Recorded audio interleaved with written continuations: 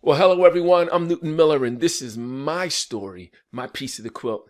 My great grandfather, he was born in 1855, so he was born a slave. Um, his father, who was a slave, taught him how to be the blacksmith and the farrier. That was their job on the plantation. So after slavery in early Reconstruction, that was the business that my great grandfather had and taught my grandfather. So they did pretty well, early Reconstruction as a black family and helped many other black families. Well, my grandfather, who was a handsome man, something happened between him and a white woman in that town down south where they were from. So my great grandfather had to send him away in order to save his life. Well, wasn't too long after that, of course, the folks who wanted to kill my grandfather, they harassed my great grandfather. They terrorized them. I mean, it was a horrible thing. Their property was damaged. They burned down things. They tried to block their business. And my great grandfather got ill and he died. Well, my great grandmother, who was illiterate, she never learned to read or write, and she was part Native American. They tried to maintain everything, and it got to be too much for her. Well, there was a white man who was very wealthy and had always had good business relationships with my great grandfather and great grandmother. And when things got rough for my great grandmother, he showed up and offered to buy all the property, all the business for a handsome sum of money. Now, she had no reason to not trust this person, so she agreed to the deal.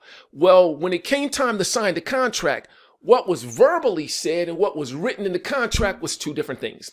In essence, that contract was really just a transfer of deed from my grandmother to this wealthy white man for no money at all. Because she couldn't read or write, she didn't know that. She just trusted him, and she signed her name, which was an X, they tell me, on the dotted line. So for an X, my family heritage, legacy, wealth was transferred over to this wealthy white man. And my great grandmother was forced off her property and left to fend for herself. Well, of course, at that time, black families would knit together. She went to some of her relatives, and in essence, in my opinion, she became an indentured servant, really, for the rest of her life, picking cotton until she was unable to do so and eventually died.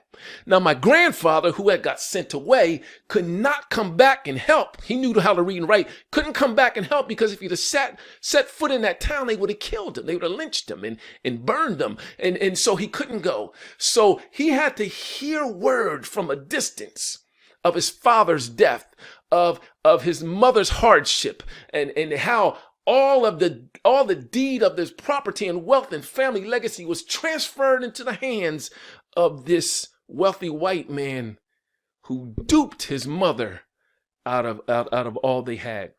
And it broke my grandfather's heart. Now, he had his own hardship. His wife, my grandmother, died in childbirth when my father was 4 years old. Eventually, my grandfather had a heart attack and he died. Now, my father told me this story many times. Many times over the years. And every time he told me, I could never hear in the way he told me, his body language, anything, any anger or any focus on the injustice and the cruelty, in my opinion, that was dished out on our family at the hands, of some of those disingenuous white folks back then. Instead, my father always focused on what he could do to make sure that nothing like this ever happened again in his family or to anyone who was connected to him. Now, many years later, my father was 40 when I was born. Many years later, I remember my father getting his degrees. He had dedicated and made up in his mind that he was going to get educated, and he was going to educate as many people as possible. He got his PhD and he retired from one of the oldest historically black colleges and universities in the country, Cheney University, where he worked to arm thousands of young people with an education so that they would never ever be duped in the way that his family were duped, and so that they will be able to get in position to offer their skills, their gifts, and their talents to be able to change the world and help others. So I'm Newton Miller, and that's my story. That's my piece of the quilt.